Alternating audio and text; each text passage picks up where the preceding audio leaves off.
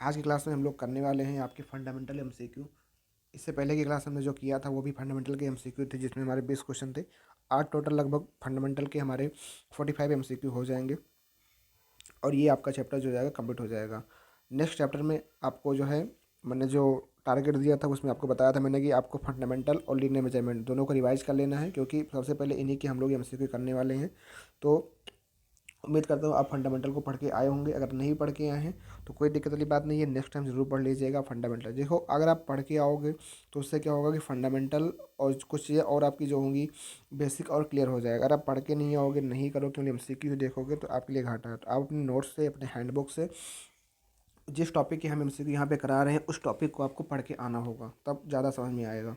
ठीक है, चलो क्लास को स्टार्ट करते हैं और आज क्लास में देखते हैं कि कौन कौन से क्वेश्चन आपके करने वाले हैं।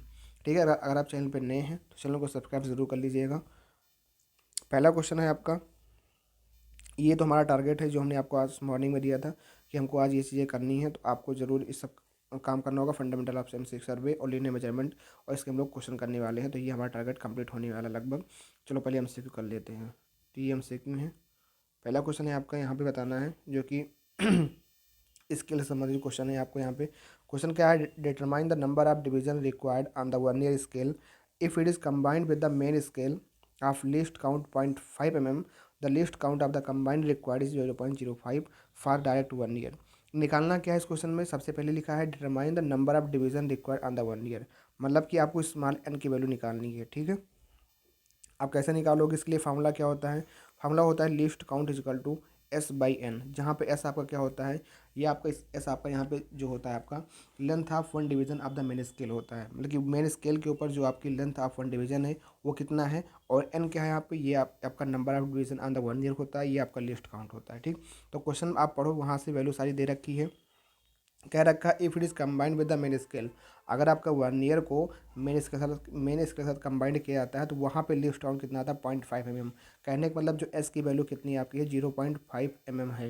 List count of the combined correction, जो कंबाइंड रिक्वायर्ड होगी करेक्शन के लिए वो 0.05 है, मतलब लिस्ट काउंट कितना है 0.05 is equal to 0.5 divide by N. यहाँ पे एन क्या है, number of division on the vernier है, तो इसी एन की वैल्यू आपको निकालनी है। एन इज इक्वल टू कितना हो जाएगा, एन इज इक्वल टू जाएगा 0.5 डिवाइड बाई के 0.05। दशमलव को आप लोग हटाएंगे, यहाँ हो जाएगा 100, यहाँ हो जाएगा आपका 10। 5 से 5 कैंसिल, 10 से 100, तो आ जाएगा कितना, 10 आ जाएगा। तो number of division on the one कितना आ गया, 10 आ गया। इस क्वेश्चन में कोई दम नहीं था, ऑप्शन नंबर डी यहाँ पे हो जाएगा राइट आंसर। बस आपको समझना है क्या चीज़ें दे रखी हैं और फार्मूला क्या रखा है। ठीक है, तो एक बार फार्मूले को हम लोग फिर से डिस्कस कर देते हैं कि यहाँ पे जो लिस्ट काउंट होता है ये होता है एस बाई एन। अगर हम लोग लिखें एस इक्वल टू क्या होता है, ये होता है length of one division, length of one division of the main scale, length of one division of the main scale. और एन क्या है आपका, एन आपका होता है number of division, total number of division on the one year पे कुल कितना आपका डिवीजन है वो आपका होता है एन यहाँ पे। तो इसी फार्मूले से हम लोग इस क्वेश्चन को सॉल्व आउट कर लेते हैं। बस क्वेश्चन को पढ़ना कि क्या चीज़ पूछ रखा है, कहीं वो लिस्ट काउंट तो नहीं पूछ रखा है, कहीं वो था वन डिवीजन तो नहीं पूछ रखा है। तो 3 अननोन होंगे जिसमें से आपका 2 नोन होगा, एक आपका आराम से निकल जाएगा। ठीक है, तो उम्मीद करता हूँ समझ में आया होगा कैसे हमने इसको किया। आगे बढ़ते हैं। अगला क्वेश्चन जो आपका है, which are the following statement is not correct for the principle of surveying. तो जो प्रिंसिपल ऑफ सर्वेइंग है उसके रेस्पेक्ट में इनमें से कौन सा स्टेटमेंट है जो करेक्ट नहीं है। पहला स्टेटमेंट है location of a point with respect to two reference, तो ये तो बिल्कुल बात सही लिखा हुआ है। Major control point are measured with lower degree of precision, ये भी बिल्कुल बात सही रखी है। Minor control point are measured with higher degree of precision, ये भी बिल्कुल बात सही कह रखी है। अगला पॉइंट है working from part to whole, तो भैया ये बात बिल्कुल सरासर गलत है, क्योंकि working from part to whole नहीं होता, ये आपका क्या होता है, होल टू पार्ट होता है। बहुत बार इसको पढ़ चुके होंगे, होल टू पार्ट होता है। अच्छा, होल टू पार्ट करते क्यों है, क्योंकि जो हमारी एरर होती है, एरर को प्रिवेंट करने के लिए, ताकि वो एरर हमारी एकुमुलेट ना हो, मतलब कि बहुत ज़्यादा इकट्ठी ना हो, इसीलिए हम लोग को प्रिवेंट करने के लिए होल टू पार्ट करते हैं, ना कि पार्ट टू होल। ठीक, ऑप्शन नंबर डी यहाँ पे हो जाएगा आपका राइट आंसर। आगे बढ़ते हैं। नेक्स्ट क्वेश्चन आपका है, ये आपका बिल्कुल रटने वाला क्वेश्चन है, इसको याद रखिएगा कि मैक्सिमम जो एरर आती हैं आपकी on the drawing should not be greater than, तो किससे अधिक नहीं होनी चाहिए, मैक्सिमम जो आपकी एरर आती है वो आपकी जो होनी चाहिए 0.25 mm, 0.25 mm से आपकी जो है अधिक नहीं होनी चाहिए। इस बात को आपको ध्यान रखना है, ठीक है। तो ऑप्शन नंबर सी यहाँ पे हो जाएगा आपका राइट आंसर, ठीक है। जो आपका ड्राफ्टमैन होता है, जो गुड ड्राफ्टमैन जिसे कहा जाता है, उसके लिए कहा जाता है कि वो जो मेज़र करता है वैल्यू को एक्यूरेट 0.25 mm तक वो क्या कर सकता है, मेजर कर सकता है या ड्रा कर सकता है, ठीक है। तो ऑप्शन नंबर सी यहाँ पे जाएगा आपका राइट आंसर, इसको याद रखना है। Vernier scale in which division of the vernier scale is equal to 9 division of the main scale, बताना है। मैंने आपको इससे पहले डायरेक्ट वर्नियर और इनडायरेक्ट वर्नियर, जो आपका रेट्रोग्रेड वर्नियर होता है उसके बारे में कुछ फार्मूला बताया था। उसने बताया था डायरेक्ट वर्नियर के लिए कि n डिवीजन ऑफ द जो वर्नियर होगा वो आपका बराबर होता है n-1 division of the main scale. मतलब अगर मेन स्केल पे हमको अगर निकालना है तो ये जो n डिवीज़न होगा वर्नियर का उसमें से एक घटा देंगे तो आ जाएगा मेन स्केल पे। तो यहाँ पे कह रखा है the vernier scale in which 10 division of the vernier is equal to 9 division of the main scale. तो कहीं ना कहीं ये प्रकार ये जो आपकी जो इक्वेशन बन रही है ये आपकी मेन स्केल के ही लिए बढ़ रही, मेन स्केल डायरेक्ट वर्नियर के लिए ही बन रही है, क्योंकि डायरेक्ट वर्नियर में ही ऐसा आपका होता है कि N division of the vernier जो होता है n-1 division of the main scale. मतलब N division of the vernier 10 है, इसमें एक कम करोगे तो कितना हो जाएगा, ऑटोमेटिक 9 हो जाएगा, क्योंकि 10-1 करोगे तो 9 आ जाएगा। ये किसको फुलफिल कर रहा है, ये डायरेक्ट वर्नियर को फुलफिल कर रहा है। क्योंकि रेट्रोग्रेड वर्नियर में क्या होता है, एन डिवीजन ऑफ द जो वर्नियर होता है वो आपका होता है n+1 division of the main scale. मतलब अगर डायरेक्ट अगर आपका डायरेक्ट अगर वर्नियर स्केल पे अगर 10 है तो इस पर कितना हो जाएगा, 11 हो जाता है। पर यहाँ पे 11 ना होकर के 9 हो रहा है, मतलब एक कम हो रहा है। तो ये डायरेक्ट वर्नियर के बारे में बता रहा है। तो ऑप्शन नंबर ए यहाँ पे हो जाएगा आपका राइट आंसर रहने वाला है, ठीक है। आगे बढ़ते हैं, अगला क्वेश्चन है what is the representative fraction for a scale of 10 centimetre equal to 20 kilometre. तो आप सभी को पता है कि जो आपका रिप्रेजेंटेटिव फ्रैक्शन होता है वो क्या होता है, बताइए भैया क्या होता है। वो आपका होता है रिप्रेजेंटेटिव फ्रैक्शन, जो आपका होता है वो आपका होता है मैप स्केल अपान के ग्राउंड ग्राउंड मैप डिस्टेंस अपान के ग्राउंड डिस्टेंस। तो मैप डिस्टेंस यहाँ पे कितनी, 10 सेंटीमीटर, जो कि बराबर किसके, 20 किलोमीटर की। अगर 10 सेंटीमीटर बराबर है आपके 20 किलोमीटर के, तो इसको हम लोग RF में लिखते हैं तो इस तरह से लिखते हैं कि 10/20। पर दोनों की यूनिट समान होनी चाहिए। अगर ये सेंटीमीटर में है तो इसको सेंटीमीटर में बदलोगे तो 1 किलोमीटर में हो जाएगा 1000 मीटर इंटू 100 सेंटीमीटर। तो 1 से 1 जीरो कैंसिल, तो 3 ये जीरो, 1 4 1 5, मतलब 1/20 के बाद 5 जीरो। तो कौन से ऑप्शन में आपका ये आ रहा है, किस ऑप्शन में आपका ये मैच कर रहा है, देख लो यहाँ पे किस ऑप्शन में मैच कर रहा है, ठीक है। तो यहाँ पे ये मैच कर रहा है आपका option number D is the right answer. अच्छा, आप लोग कहोगे ये क्यों नहीं होगा, 1 0 से 0 काट दो, ये नहीं भैया। RF में क्या होता है, दोनों को हम लोग जो RF में लिखते हैं तो 1 रेशियो के फॉर्म में लिखते हैं और दोनों की यूनिट सेम होनी चाहिए। यहाँ भी नहीं हो सकता, ये भी नहीं हो सकता, ये भी आपका नहीं हो सकता, और यही आपका होगा, क्योंकि इस तरीके से हमको लिखना होगा। ऑप्शन नंबर डी यहाँ पे क्या हो जाएगा, आपका राइट आंसर हो जाएगा, ठीक है। तो आपका क्वेश्चन जो था, क्वेश्चन के हिसाब से जो इसका आंसर होगा वो आपका हो जाएगा option number D the right answer. आगे बढ़ते हैं। समझ में तो आ रहा है ना आप लोगों को कि किस तरीके से हम लोग यहाँ पे कर रहे हैं। अगर आप पढ़ के आए होगे, चीज़ों को रिवाइज किए होगे, तो आपको समझ में आ रहा होगा कि हाँ यार कैसे कैसे चीज़ें होती हैं, ठीक है। जब तक आप खुद से थोड़ा नहीं इफर्ट लगाओगे तब तक हम कितना इफर्ट लगा लें कुछ नहीं होने वाला है। तो भाई आप लोग ज़रूर पढ़ के आइए, और जो है ताकि आपको काफ़ी अच्छा लगे और चीज़ें समझ में आए। जब चीज़ें आपको समझ में आएगी, आप जब पढ़ोगे तो आपके अंदर डाउट होगा तो आप पूछोगे, डाउट पे हम लोग बात करेंगे। जब आप पढ़ोगे नहीं, जो हम बता देंगे वही आप समझ लोगे, तो इससे क्या होगा कि आपके अंदर डाउट पैदा ही नहीं होगा। आप खुद से काम करो, हम जो करा रहे उसको करो, सिलेक्शन हो जाएगा। मेहनत करो, हिम्मत मत हारो बस। Which one of the following survey you define the property line. निम्नलिखित में से कौन सा ऐसा सर्वे है जो कि प्रॉपर्टी लाइन को डिफाइन करता है। नंबर है सिटी सर्वे, कैडेस्ट्रल सर्वे, लैंड सर्वे या टोपोग्राफिकल सर्वे। तो ये आपका जो होता है भैया, ये कैडेस्ट्रल सर्वे जो होता है, जो हम लोग भू के निर्धारण के लिए करते हैं, जो प्रॉपर्टी लाइन को बाउंड्री के लिए करते हैं, इसके लिए हम लोग कौन सी चेन, रिवेन्यू चेन का यूज करते हैं। तो इस बात को आपको ध्यान रखना है। जो रिवेन्यू चेन होता है, ठीक है, जो कि 33 फीट का होता है, इसके अंदर आपकी 16 लिंक होती है। इस बात को भी ध्यान रखना। Revenue chain cadastral property line में यूज की जाती है, ठीक है। इस क्वेश्चन का जो करेक्ट आंसर होगा बी आपका राइट आंसर होगा। पर आपका जो आप देख रहे हो city survey, land survey, topographical survey, तो ये लैंड सर्वे के अंतर्गत ही आपके आते हैं। जैसे कि टोपोग्राफिकल सर्वे हो गया, या फिर आपका सिटी सर्वे हो गया, या आपका कैडेस्ट्रल सर्वे हो गया, तो ये सब आपके लैंड सर्वे के बेस के आधार पर इनको क्लासीफाई किया जाता है। फिर आपने एक चीज़ सुना होगा एस्ट्रोनॉमिकल सर्वे। तो एस्ट्रोनॉमिकल सर्वे क्या होता है, जो कि एब्सोल्यूट पॉइंट, किसी भी पॉइंट की एब्सोल्यूट लोकेशन को फाइंड आउट करने के लिए एस्ट्रोनॉमिकल सर्वे किया जाता है, जो कि आपकी हेवनली बॉडीज़ होती हैं उनके लिए आपका एस्ट्रोनॉमिकल सर्वे किया जाता है। तो इस बात को भी ध्यान रखना। ठीक है, तो इस क्वेश्चन का जो करेक्ट आंसर होगा option number B is the right answer होगा। आगे बढ़ते हैं, आगे डिस्कस करते हैं। क्वेश्चन क्या है, क्वेश्चन नंबर आपका 27 है। इसमें कहा गया the vernier that is calibrated in the direction opposite to the main direction, मतलब कि अपोजिट द मेन स्केल, मतलब कि आपको पता है कि एक आपका मेन स्केल होता है और मेन स्केल के साथ में साथ आपका वर्नियर स्केल लगा होता है। तो मान लो मेन स्केल पे रीडिंग आपकी इधर बढ़ रही है 0 1 2 3 4 5, 0 1 2 3 4 5, ये आपकी मेन स्केल की रीडिंग बढ़ रही है। कह रहा है the vernier that is calibrated in the direction opposite, मतलब कि अगर इधर 0 है, इधर 1 है, इधर 2 है, 3 है, 4 है, ये आपकी वर्नियर स्केल है। मतलब कि मेन स्केल पे रीडिंग बढ़ रही है इस साइड में और वर्नियर बढ़ रही है इस साइड में, मतलब कि अपोजिट डायरेक्शन में बढ़ रही है। तो ये किस प्रकार के वर्नियर में होता है, तो ये आपका होता है भैया रिट्रोग्रेड वर्नियर में होता है। तो इसको ध्यान रखना, ऑप्शन नंबर डी यहाँ पे जाएगा राइट आंसर। जो आपका डायरेक्ट वर्नियर होता है उसके अंदर क्या होता है कि रीडिंग सेम डायरेक्शन में बढ़ती है। अगर मेन स्केल में अगर आपकी मेन स्केल के अंदर रीडिंग आपकी इस डायरेक्शन में बढ़ रही है, अगर आपकी इस डायरेक्शन में रीडिंग बढ़ रही है तो इसमें भी आपकी रीडिंग इसी डायरेक्शन में बढ़ेगी। ये किस में होता है, ये आपका होता है डायरेक्ट वर्नियर में होता है। ठीक है, तो इस बात को याद रखना, यहाँ से क्वेश्चन बनता है आपके एग्जाम में, तो इस पर कन्फ्यूज नहीं होना चाहिए आपको। ऑप्शन नंबर डी यहाँ पे जाएगा आपका राइट आंसर। आगे बढ़ते हैं, अगला क्वेश्चन को पढ़ते हैं। अगला क्वेश्चन है in geodetic surveying sum of angle of spherical triangle should not be greater than. तो आपने स्फेरिकल ट्रायंगल के बारे में पढ़ा होगा, तो अगर नहीं पढ़ा बता देखते हैं स्फेरिकल ट्रायंगल क्या होता है।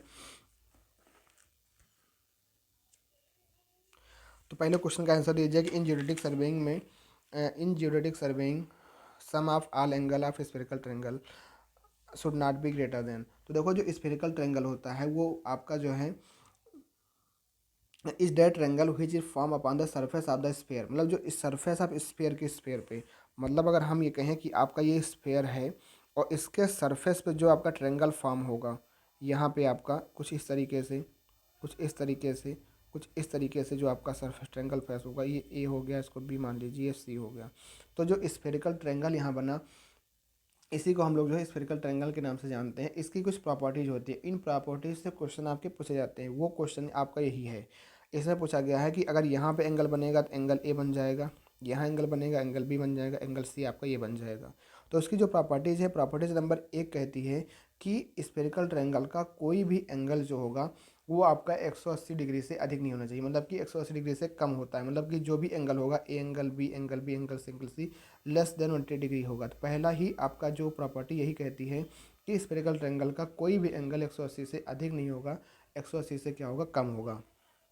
ठीक है, और angle sum of A B C, मतलब कि तीनों एंगलों का योग, मतलब अगर हम कहें कि angle A plus angle B plus angle C, इन तीनों का जो मान होगा, इन तीनों का जो सम होगा 180 डिग्री से हमेशा अधिक होगा, पर 540 डिग्री से क्या होगा, हमेशा कम होगा। तो ये भी आपका एक प्रॉपर्टीज़ है इसकी। तीसरी प्रॉपर्टीज़ क्या है कि sum of two side always greater than, जैसा कि अगर दो भुजाओं का योग जो होगा वो हमेशा क्या होगा, तीसरी भुजा से क्या होगा, बड़ा होगा। अगर हम कहें ए प्लस सी क्या होगा, वो ग्रेटर देन बी होगा। अगर हम लोग कहें ए प्लस जो है बी प्लस सी कहें तो वो भी ए से बड़ा होगा। तो ये तीन विशेषताएं हैं स्फेरिकल ट्रायंगल की, कि कोई भी एंगल 180 डिग्री से कम नहीं होना चाहिए। अगर इंडिविजुअल एंगल की बात करें तो 180 डिग्री से कम ही होता है, 180 डिग्री से अधिक नहीं होना चाहिए। और सम आप बात करें कि तीनों एंगलों का जो योग होगा, sum of all three include angle, जो उनका योग होगा वो 180 डिग्री से अधिक होगा, पर 540 से क्या होगा, कम होगा। तो क्वेश्चन में यही कुछ पूछा गया है। क्वेश्चन में पूछा गया है कि in geodetic surveying sum of angle of a spherical triangle should not be greater than, तो किससे अधिक नहीं होना चाहिए। तो आपको बता दें यहाँ पे कि 540 डिग्री से अधिक नहीं होना चाहिए। ठीक है, तो ऑप्शन नंबर डी यहाँ पे क्या हो जाएगा, आपका राइट आंसर रहने वाला है। ठीक है, आगे बढ़ते हैं।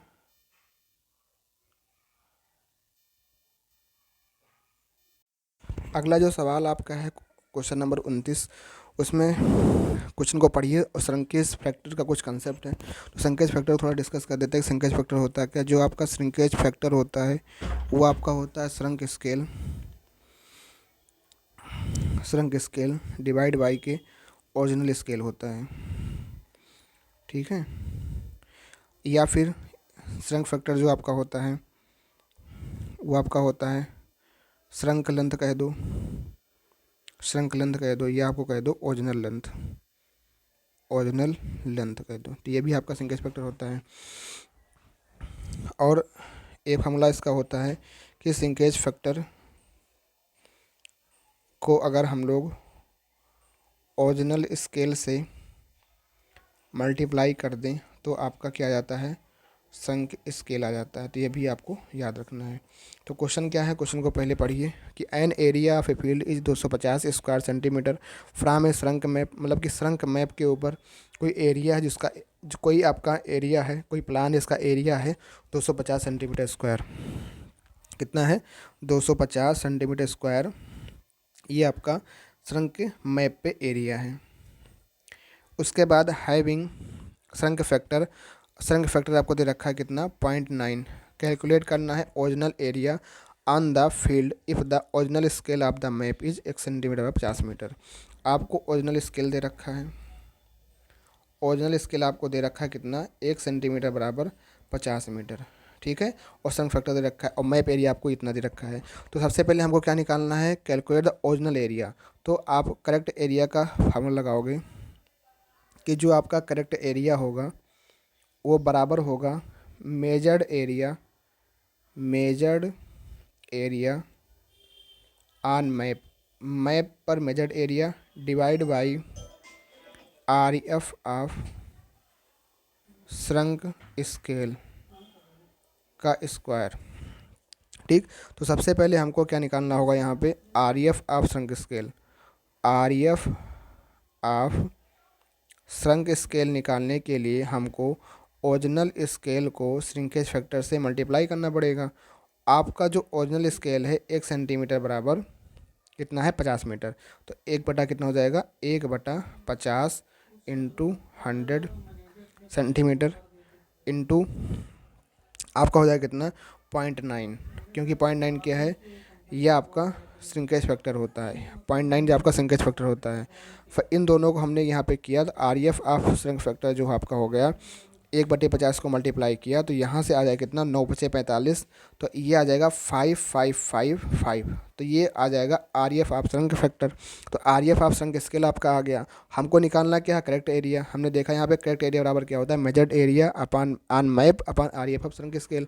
उस श्रिंक स्केल हमने निकाल लिया। अब यहाँ पे लिखेंगे मेजर्ड एरिया, मेजर्ड एरिया आपका है 250 सेंटीमीटर स्क्वायर, उसको चेंज करेंगे मीटर स्क्वायर में तो हो जाएगा 10⁻⁴ डिवाइड बाई 1/4 टाइम 5 का स्क्वायर। इसको आप जब सॉल्व करोगे तो जो आपकी वैल्यू आ जाएगी 7714,550। तो ये क्वेश्चन देखो एग्ज़ाम में आ चुका है, तो मैंने यहाँ पे आपके साथ डिस्कस कर लिया। पर देखो ये अगर ये क्वेश्चन एग्ज़ाम में आएगा तो हम सभी लोग इस प्रकार के क्वेश्चन को टैकल नहीं कर पाएंगे, क्योंकि इतनी ज़्यादा कैलकुलेशन है। ये आपके एग्ज़ाम में अगर आएगा तो थोड़ा दिक्कत होगी एक बार करने में। तो ऐसे क्वेश्चनों को हम लोग क्या करते हैं, स्किप कर देते हैं एग्ज़ाम के पॉइंट ऑफ व्यू से। पर यहाँ पे आ गया है तो देख लो तरीका क्या हो सकता है। इससे मिलता जुलता कोई हल्का फुल्का कोई क्वेश्चन आ जाए जो कि कैलकुलेशन में ईजीएस्ट हो, तो ऐसे क्वेश्चन आपके एग्ज़ाम में आ जाते हैं। तो आपको ऐसे क्वेश्चन को अगर पहले से प्रैक्टिस रहेगी तो आपको घबराना नहीं पड़ेगा कि हाँ यार मैंने ऐसे क्वेश्चन कभी देखे नहीं है और यहाँ एग्ज़ाम हाल में आ गया तो मैं कैसे करूँ, ठीक है। बाकी आगे बढ़ते हैं। अगला क्वेश्चन आपका है question number 30, calculate the number of division on the main scale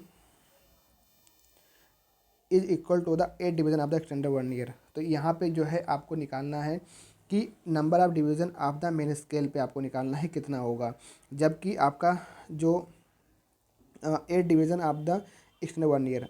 calculate the number of division of the main scale that is equal to the 8 division of the extended 1 year. तो आप बताइए कि n division of the जो 1 year होता है किस case में, extended 1 year के केस में। तो n डिवीजन ऑफ द जो 1 ईयर होता है वो आपका होता है 2n - n division of the main scale. तो आपको मेन स्केल पे निकालना है। तो n डिवीजन कितना है, 8 1 ईयर का जो है वो 2 × 8 - 1, 2 × 16 - 1 कितना हो जाएगा, 15 किस पे हो जाएगा, मेन स्केल पे हो जाएगा। तो ये आपको मेन स्केल पे पूछा भी है कि calculate the number of division of the main scale that is equal to the 8 division of the extended 1 year. मतलब जो एक्सटेंडेड 1 ईयर होता है उसके ऊपर 8 डिवीजन है। तो मतलब हमको पता है कि n division of the 1 year जो होगा एक्सटेंडेड 1 ईयर पे वो 8 है। तो यहाँ पे जो n होता है 2n - 1, तो वो वही 8 की वैल्यू दे रखी है। तो 2 × 8 = 16 - 1 15। तो 15 आपका क्या है, मेन स्केल पे आपका आ गया 15। ऑप्शन नंबर से। तो मैंने आपको ये तीन चीज़ें जो फार्मूला बता रखी है, ये तीन चीज़ें आपको बिल्कुल याद रखना है हमेशा कि n division of the vernier किस केस में बराबर n-1 division of the main scale किस केस में, डायरेक्ट वर्नियर के केस में। n division of the vernier जो होगा n+1 division of the main scale किस केस में, रिट्रोग्रेड वर्नियर केस में। फिर आपका n division of the vernier जो होगा वो आपका होगा 2n-1 division of main scale किस केस में, आपका एक्सटेंडेड वर्नियर के केस में, एक्सटेंडेड वर्नियर के केस में होगा। ठीक है, तो 1 2 3, तो ये तीन चीज़ें आपको बिल्कुल भैया याद रखना है। ठीक है, तो इन चीज़ों से आपके क्वेश्चन एग्जाम में बनते हैं, तो इसको याद रखना, ये क्वेश्चन इस तरीके से करना था आपको। आगे बढ़ते हैं। यहाँ तक भैया समझ में आ रहा है ना, कोई दिक्कत किसी को तो नहीं है कि पता लगा मैं ऐसे कराते चला जाऊँ, आप लोग को समझ में ना आ रहा हो। तो अगर कोई समस्या, कहीं भी कोई समस्या हो तो आप ज़रूर हमसे पूछ सकते हैं।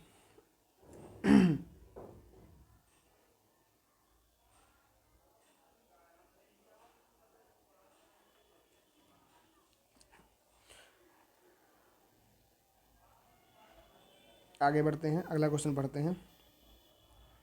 अगला क्वेश्चन आपका क्या कह रहा है, अगला क्वेश्चन है आपका, देखो फिर वर्नियर जो फंडामेंटल आप है, उस फंडामेंटल में ही आपका पूरा वर्नियर है, तीनों वर्नियर। इन्हीं वर्नियर से क्वेश्चन देखो जो आ चुके हैं उन्हीं को मैं करा रहा हूँ। ऐसा क्वेश्चन नहीं है कि जो नहीं आया, आज क्वेश्चन आए हुए हैं। क्वेश्चन को पढ़िए, आंसर देने की कोशिश करिए, नहीं आता तो हम आपको बताएंगे ही।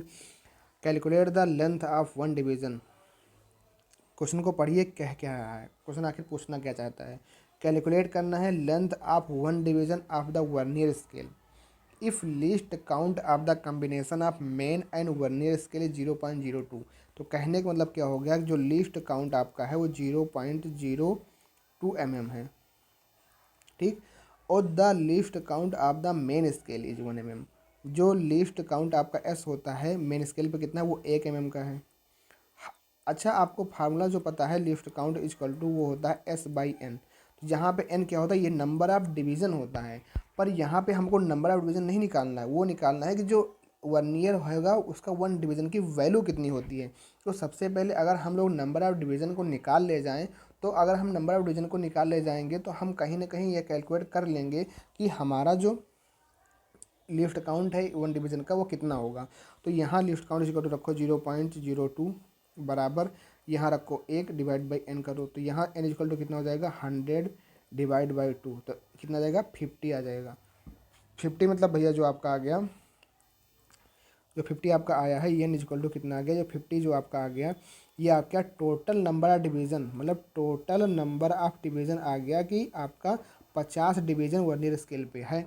तो अगर हम ये चेक करें कि एज्यूम कर लेते हैं कि हमारा जो वर्नियर है डायरेक्ट वर्नियर है, तो डायरेक्ट वर्नियर के केस में केस क्या होता है कि n division of the vernier जो होता है वो n-1 division of the main scale होता है, यही तो आपका होता है। तो अगर ये 50 हो जाएगा तो कितना हो जाएगा 49 ऑफ द मेन स्केल हो जाएगा, ये तो हो जाएगा।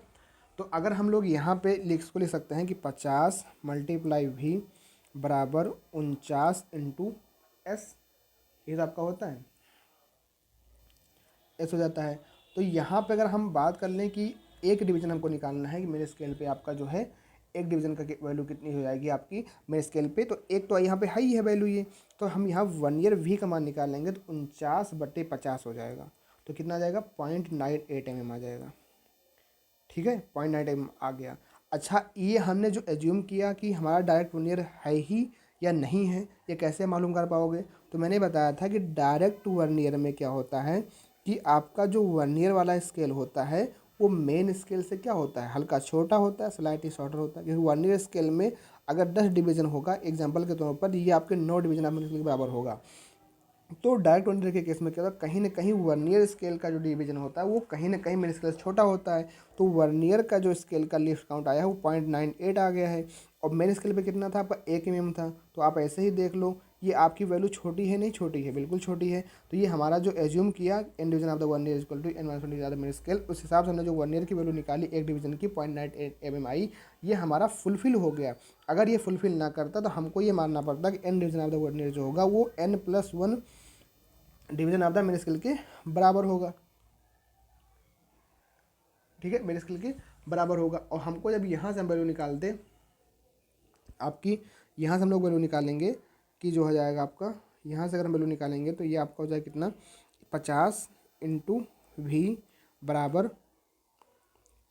50 एक 51 इंटू मेन स्केल, मतलब 51 हो जाएगा। तो v इक्वल हो जाएगा, मेन स्केल की वैल्यू है 1, तो 51/50।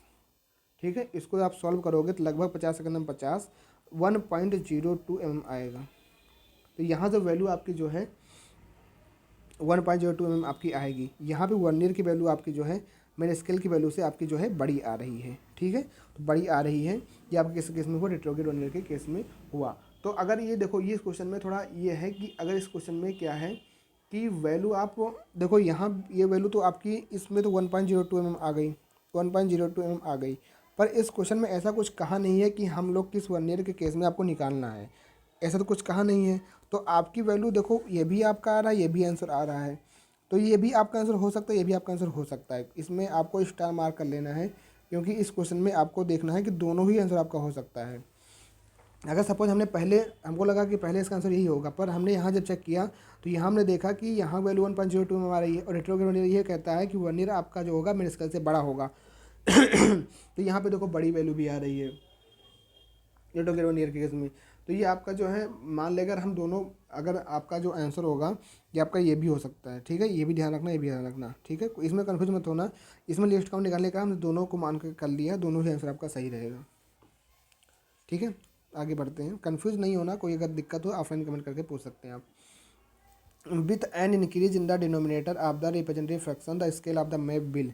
इस क्वेश्चन में कह रहा है कि with an increase in the denominator, अगर हम लोग किसी भी रिप्रेजेंटेटिव फ्रैक्शन का, मान लो ये आपका ए रिप्रेजेंटेटिव फ्रैक्शन है, इसका ये मैप डिस्टेंस या ग्राउंड डिस्टेंस है, with an increase in the denominator, मतलब ये आपका वाई ऑफ द, अगर इस वैल्यू को हम लोग बढ़ाएंगे तो ये आर एफ क्या होगा, कम होगा, डिक्रीज होगा, नहीं डिक्रीज होगा, डिक्रीज होगा। तो इसके अलावा मैप बिल भी क्या होगा, डिक्रीज होगा। ऑप्शन नंबर ए इसका हो जाएगा राइट आंसर। यही क्वेश्चन था, बिल्कुल आसान था।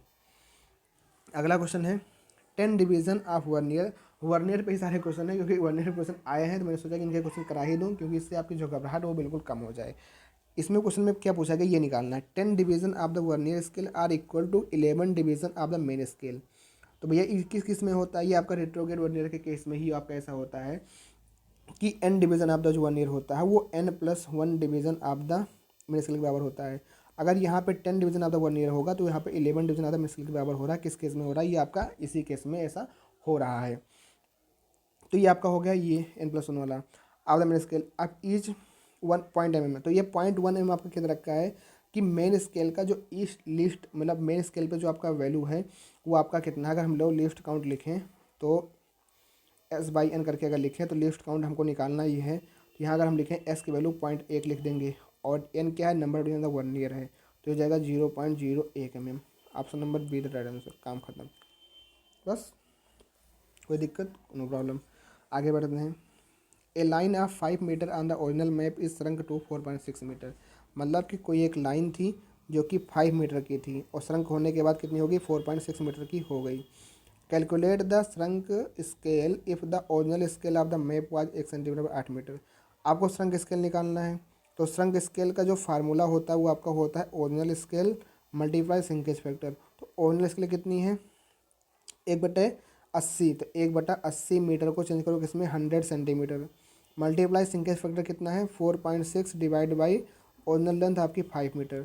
इसको पूरा आपको सॉल्व करना पड़ेगा। इसको सॉल्व करने के बाद जो आपका आंसर आएगा हो जाएगा option number B, C is the right answer आपका आ जाएगा। 1 सेंटीमीटर 86.95 सेंटीमीटर के लगभग आपका जो आएगा वो इसके आंसर इसका बराबर उसके आ जाएगा।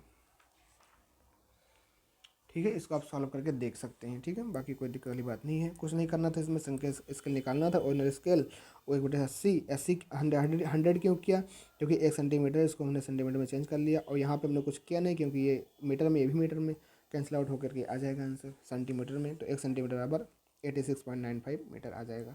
काम खत्म।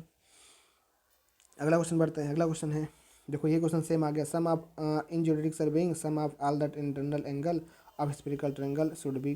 तो मैंने बताया था कि जो आपका स्फेरिकल ट्रायंगल होता है उसका जो तीनों एंगलों का योग होता है वो 180 डिग्री से तो अधिक होता है, पर 540 डिग्री से क्या होता है, वो कम होता है। तो यहाँ पे ऑप्शन के हिसाब से जो आपका आंसर हो जाएगा वो कितना हो जाएगा, ग्रेटर देन 180, ग्रेटर देन 180 आपका हो जाएगा। ठीक है, option number see the right answer हो जाएगा। आगे बढ़ते हैं। अगला क्वेश्चन क्या है, what is the common scale what is the common scale adopted in the form of representative fraction for a forest map. तो आपको पता है कि फॉरेस्ट में कितना होता है, 1/25,000, 1/25,000 होता है। तो ऑप्शन नंबर सी यहाँ पे राइट आंसर हो जाएगा। अगला क्वेश्चन क्या है, in geometric surveying the curve survey of the earth curve कितना होता है। तो आपका कर्व सर्फेस में होता है डी, आपका राइट आंसर हो जाएगा। कुछ नहीं। इंडियन रोड कांग्रेस वाज कब हुआ था, तो 1934 में हुआ था। ऑप्शन नंबर डी आपका राइट आंसर। चलो ये तो IRC हो गया। अगर आप पूछे CRRI कब हुआ था, CRRI कब हुआ था, तो ये आपका 1952 में हुआ था। अगर आपसे पूछे CIRT कब हुआ था, ये आपको 1967 में हुआ था। CRI मतलब क्या होगा, central road research institute. CRI central road research institute, और CIRT central institute of road transport, 1967 में, और ये 1952 में। काम खत्म।